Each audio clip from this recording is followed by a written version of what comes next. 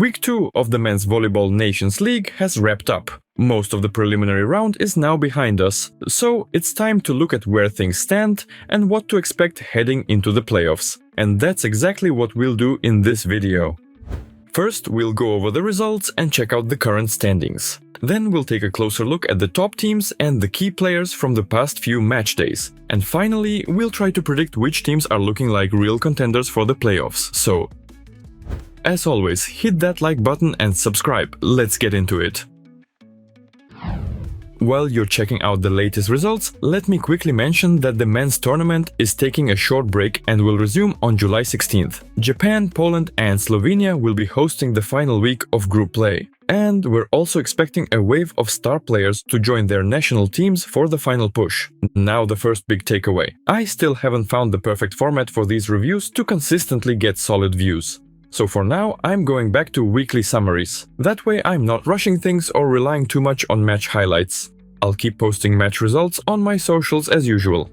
As for the results, a lot of fans have been saying it's impossible to predict anything this year, and honestly, they've got a point. Some of the things we've seen are just wild. But let's not forget, this is the most intense VNL we've ever had. The schedule is brutal. 4 matches in 5 days. That's insane. Add to that the different locations and match times. Players from different leagues react differently to jet lag and time zone changes. And at the pro level, even the smallest details can make a huge difference. Alright, let's check the standings. A few changes at the top. Brazil have climbed to the #1 spot after beating both Italy and Poland. Ukraine have secured themselves a place in the playoff zone, while Serbia are firmly stuck at the bottom. Just a reminder, the team that finishes 18th will be relegated from the VNL. Not a great look for a team that was European champion not too long ago. Let's actually start our team breakdowns with Serbia. Is there anything new to say? Probably not. Kujundžić still hasn't joined the squad, so expecting any major shift in George Kreitzu's strategy would be a stretch. He's been playing the same core group of veterans every game. Sure, it kinda worked in the last year with Slovenia, but even they had 3 outside hitters, not just 2, with one of them being a natural opposite. You'd think playing at home would have helped Serbia out, but even there the atmosphere was lacking. On average, only about 2,400 fans showed up per match. Would have been poetic if the number was 3,100 or 1,300, since they lost every single game 1-3. That's 8 losses across both the men's and women's weeks. That's rough, especially considering the political situation in the country. Fans were probably hoping for a bit of a breakthrough volleyball. Doesn't seem like they got it. Now let's go up the table, starting with Brazil. 4 out of 4 wins for Bernardino's team. Wins against Canada and China didn't cause much buzz, but beating Poland, even if it wasn't their full squad, and especially Italy. Now, that got Brazilian fans excited. Honestly, I think they're starting to look like serious contenders again for upcoming big tournaments. Their generational shift is going pretty smoothly. Cachopa finally has full control of the offense. He no longer has to compete for playing time with the head coach's son. With all due respect to Bruno and his legendary career, I've always felt Fernando should have been the starting setter for this Olympic cycle. And this season he's absolutely proving that. We're also finally seeing young outside hitters stepping up. Even though Honorato isn't that young by sports standards, he hadn't really been given much of a shot until now. Bergman, on the other hand, is making the most of this opportunity. He may not be putting up crazy numbers in attack, but his work rate and effort are outstanding. Not surprising after the season he had with Sesi. Alan has locked down the starting opposite role in this phase, and he's just been unstoppable with his power game. And you can tell his younger brother Darlan is also super motivated. With that competition for the starting spot, Darlan clearly had something to prove, and he did exactly that in the match against Poland. He got the start and ended up being the top scorer. That said, the Souza brothers have always said it doesn't matter who's on the court. They'll always support each other no matter what. They're proud of each other's success. I actually covered this in Darlan's profile video on my channel. Check it out if you haven't seen it yet. Oh, and one more shout out, Mikey. The Brazilian libero had an amazing leg in Chicago. There's really nothing more to add. Some of the other players I've already talked about in my week 1 recap, so I won't repeat myself here. Now let's talk about Poland, who've dropped out of the top spot. But given their lineup and the level of competition they faced, it's honestly not that surprising. To be honest, I was really expecting a strong performance from Kevin Sasak again, especially after he was joined by Marcin Komenda, the setter he won the Polish title with at Lublin. But unfortunately, the Polish opposite had quite a rough run, converting only about a third of his attacks. And this was despite a few star players joining the squad. Maybe the lack of competition played a role. Sasak was the only opposite on Poland's roster for this leg. Speaking of star players, I'm talking about Kamil Semeniuk and Aleksander Slivka. Slivka was called up last minute for the Chicago leg after Rafał Szymura got injured. Semeniuk, meanwhile, got a golden opportunity to show what he's got in front of the head coach and to make his case for a starting spot at the upcoming World Championship. And he definitely delivered. His performance was a big boost for the team. We also have to highlight Jakub Nowak, the 20-year-old middle blocker I first saw at the Silesia Cup. Nikola Grbic continues to bring him into the VNL roster, and this guy is something else. Without even a single game in Poland's Plus Liga, he's going up against the best national teams in the world and holding his own like a veteran. Unreal. It's great to see more stories like this, players making it to the national team even without being in the top domestic leagues. Last year, for example, we saw the same thing happen with Alessandro Bovolenta. And since we've mentioned him, let's move over to Italy. Bovolenta hasn't made an appearance this season yet, but unlike past years, Italy no longer looks weak at the opposite position. The duo of Romano and Riklicki gives Fefe de Giorgi real tactical options. In the match against Poland, for instance, Yuri started off strong but lost momentum midway, and that's when Kamil came in, played a great end of the match and helped secure the win. Italy is one of the few teams that brought almost the entire core squad for week 2. Even so, they didn't look fully confident on the court. What I'm really curious about is who Fefe will pick to partner with Micheletto at outside hitter, if we're talking about the World Championship. Will he go with Lavia again just out of habit? Because right now, it feels like he's got guys who aren't just competitive, they can actually win it. What do you think? Which outside hitter pair is the best option for the reigning world champs? Drop your takes in the comments. Just behind the top group, we've got 4 teams sitting on 5 wins each, and 3 of them have the exact same number of points, which makes everything even crazier. Japan didn't change much in their squad compared to week 1, just a few small tweaks across the attack positions, and Motoki Eiro saw a bit more court time than before. Their win-loss ratio and even set ratio, everything's pretty balanced for the silver medalists of last season. That puts them in a solid position to fight for a playoff spot heading into their home leg, especially with Ran Takahashi and Yuki Ishikawa expected to return. It'll be interesting to see who they bring in as the main backup for Japan's superstar duo. Akito Yamazaki had a great game against France, but didn't really show much after that. The more consistent one so far has been Tatsunori Otsuka. He's found his rhythm in attack, and that's raised his overall impact. But I've got a strong feeling that Shoma Tomita will be on the final roster, no question. Tilly clearly trusts him. Even if Tomita might not have the highest ratings, if you looked at this team like a video game, he brings a lot of intangible value that just doesn't show up in stats. Tilly also got a good problem at middle blocker now. Before, it was more about finding someone who could just hold that position. Now, even if they don't have a true elite level middle, the internal competition is pushing everyone to get better, and that's great news for Japanese fans.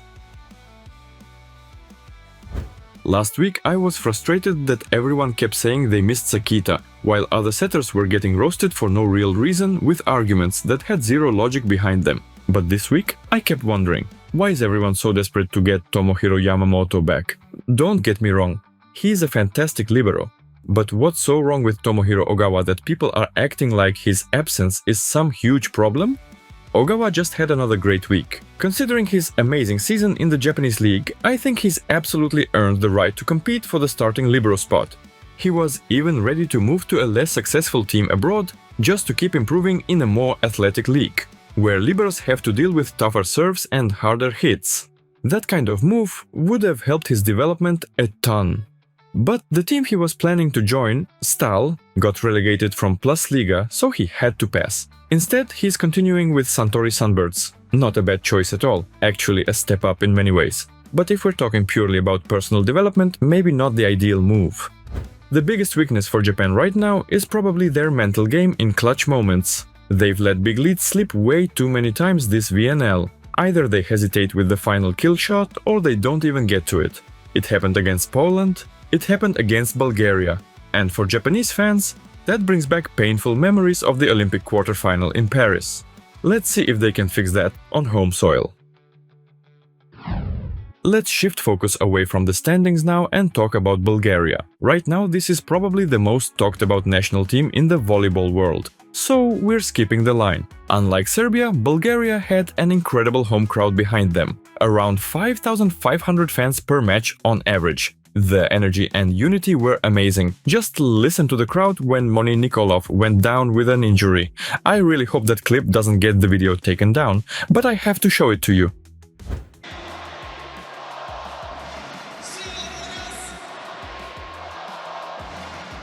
One of the young stars of volleyball, who is in great Yeah, unfortunately, the biggest storyline around Bulgaria this week was the injury to their young setter, and it caused a lot of concern, but the medical report was actually not too bad. X-rays confirmed it was a ligament tear in the ankle. He'll need around 2 weeks for recovery and he's already started rehab. According to the Bulgarian Volleyball Federation, they're planning to have Nikolov Jr. back for week 3 of the VNL, so he stays on track for World Championship prep. Still, the timing couldn't have been worse. Though, really, is there ever a good time for injuries? I think you know what I mean. After 2 huge wins against Japan and Slovenia, nobody expected an upset against Turkey. Even dropping the first set didn't seem like a big deal. But just when they were flying high, they lose Moni, and without him they couldn't find a way to win. And honestly, that's probably the only memorable thing about Turkey this week. Nothing else really stood out, another forgettable VNL season, and they're staring at potential relegation. That said, apart from Simeon's injury, the start of the home leg was great. The Bulgarian team is proving they do have a future, and it might be closer than people think. Alex Nikolov has been playing at the highest level for years now, and right now he's performing like a true superstar, the undisputed leader of this squad. And let's not forget, he's only 21. What's next for him?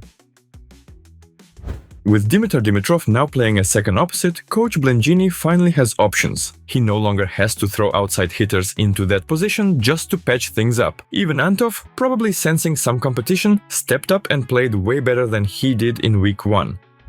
And of course, we've got to mention Alex Grozdanov. The current captain of the team didn't exactly dominate in attack, but he was a huge asset in strengthening an already solid block. Looking forward to week 3. Alex Nikolov has already said they're ready to make the playoffs, so expect fireworks from these guys in Poland. Let's get back to our list and talk about France, the reigning VNL champions, just to remind you. The Olympic gold medalists looked like they were bringing in some serious reinforcements with Patry, Cheneniez, Brizar and Luati, but turns out the head coach didn't exactly rely on them all that much. Brizar was really the only one actively involved. At first he was coming in mid-match to strengthen the setup, replacing Tizi Walu, and by the end of the week he'd fully taken over the starting spot. The rest of the Olympic champions barely used. And Jean Patry, unless I missed something, didn't step on court at all. Still, France picked up 3 straight set wins out of 4 matches. They were the only team to beat Ukraine in Bulgaria. And as we've seen, that's not something many teams have managed to do. Speaking of Ukraine, we've got to talk about them next. After week 1, some people were calling their wins a fluke or just luck. But now it seems like the real fluke was them not winning more matches in the opening round. Sure, a lot of the players weren't happy with the coaching change at first, but you can already see the difference under Raul Lozano. The team looks way more united and fired up. Yeah, part of it might be down to their opponents missing key players. But next week won't be much of a test in that sense, since the only serious opponent they'll face is Italy. One of the hottest debates. Would anything be different if Ole Plotnitsky were on the roster? Some say things would be even better. Others, including a good number of Ukrainian fans, think his presence would actually hurt the team. What do you think? Drop your thoughts in the comments.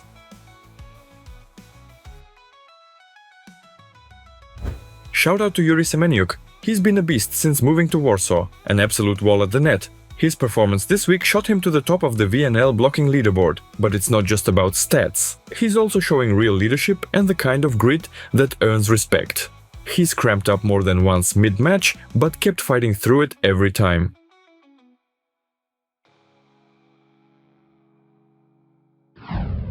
Now, let's jump around a bit and talk about Team USA.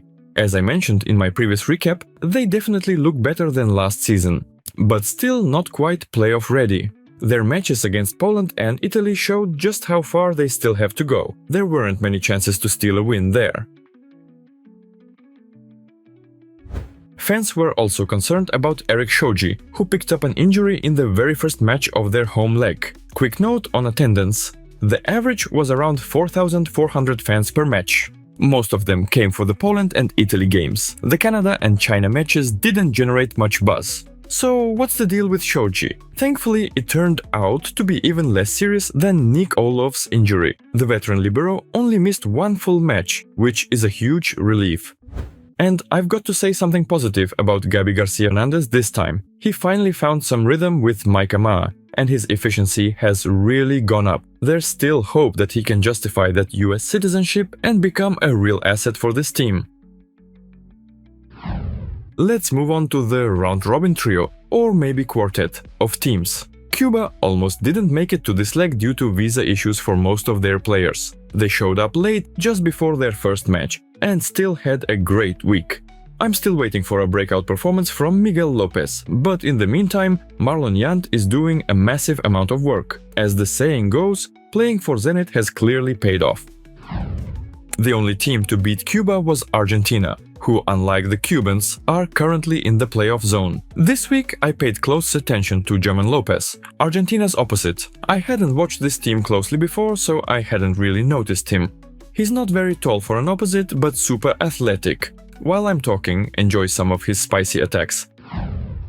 And the third team in this circle, Iran. They were the only ones to beat Argentina in week 2. Roberto Piazza has done an amazing job. After a hopeless VNL last season, Iran is finally looking sharp again. Yeah, they're still going heavy on power volleyball. Porya, who had been sitting out in Lube, is now making up for lost time.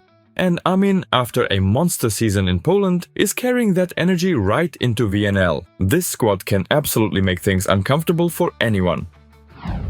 And, as has become tradition, Iran, like Cuba and Argentina, lost one match. Their spoiler, Germany. If I'm not mistaken, in previous seasons, Philipp John only played one leg at most. Now he's getting real minutes. And boom, he's one of the VNL's top scorers. Maybe they didn't let him play before so as not to mess with Nimir's stats? Germany, with the addition of Brandt, grabbed 3 wins out of 4, losing only to Cuba. So I guess we've got a 4-team circle, not 3? Oh well. One quick question about Michel Ahi, who's filling in for Nimir right now. And no, it's not about his level of play. What I'm wondering is, why is he showing up in so many random profile pictures on the VNL website? Tons of players have either no photo or just a random in-game shot. But in so many of those, he is just there. In fact, even Augustin Elosser, one of the best middles in the world, has a profile picture where he's not in it, but he is. Why? I have no clue. Maybe you guys have some theories, let me know in the comments. And to wrap things up, let's say a few words about Slovenia. Last year's top team in the regular season might actually miss the playoffs. This past week they really struggled with connection between the setter and the hitters. The ideas were there, the game plan was solid, but the sets were often way off the net, which killed their attacking efficiency. Mujanovic managed to handle it okay, but Mojic really struggled, which explains the poor results. Quick look at the individual stats. Philipp John overtook Marlon Yant as the top scorer. Technically, he's also leading in serving. He has the same number of aces and attempts as Iran's outside hitter, but way fewer errors, which I think gives him the edge. But if we go by aces per match, nobody's touching Micheletto right now, with 12 aces in 4 games. Let's talk playoff scenarios heading into the final week. No team has locked in a playoff spot yet, except for China technically, but let's be honest, no miracles expected there. So the target is the top 7, which is already out of reach for the Netherlands and Serbia. Let's run through the schedules of the teams still in the race. Brazil just need one win, ideally against Argentina, to secure a spot. Realistically, Turkey should be beatable, and Germany too. The real test will be Japan, especially with a full-strength roster on home soil. That one's going to be hot. I don't know what kind of squad Poland will bring for the home leg, but based on current form, they've got a tricky schedule. That said, with the way Polish fans support their team, Gerbit's guy should be fine. And they've got the potential to ruin playoff hopes for others. Italy, no matter who they bring, need at least 2 wins. Serbia and the Netherlands will fight for survival, sure, but Italy has bigger goals. Ukraine and host Slovenia though, those could be real battles. Japan are in that grey zone, close to the top, but also dangerously close to falling out. The home crowd and returning stars should give them a boost. That match against Brazil can't wait. France's schedule looks favorable too, especially considering how well they play against teams built around brute force volleyball. And the cherry on top? A showdown with Poland. Ukraine might have already cleared the toughest part of their debut season. In week 3, they face teams from the bottom half of the table, with just one serious test in the form of Italy, so they've got a real shot at the playoffs. But as this VNL keeps proving, anything can happen. Argentina started their Japan leg rough, but their upcoming schedule looks promising. 2 more wins might be enough to sneak into the playoffs. Germany faced the same opponents as Argentina, but they've got 1 win less, so even 2 wins might not be enough. They'll need to really punch above their weight. Cuba's schedule is wild. They've got direct battles against other playoff contenders, which doesn't leave them with much margin for error. But knowing this Cuban squad, nothing's impossible. Iran's in a similar boat. Their playoff chances are slim, but they'll definitely fight till the end. Bulgaria's path looks slightly easier than Cuba's, but still they'll need a miracle to reach the playoffs. Given where they are right now, it would take something unreal. But as the motto of Lokomotiv, Moni's club says, believe. Out of all the bottom half teams still in the hunt, Slovenia might have the best shot. They're hosting, and that's always a massive advantage. The schedule's pretty manageable too, as it often is for host nations. If they can take 3 wins, we might just see them in the playoffs. And the final playoff hopeful, Team USA. Their chances don't look super solid, but apart from Japan, they're capable of beating everyone else if things click. So yeah, definitely a team to keep an eye on. Drop your predictions below. Who do you think will make up the top 7 that heads to China for the final round? Let's hear your picks. As always, this was Nick. Love what you do and you're gonna crush it. See you soon. Bye.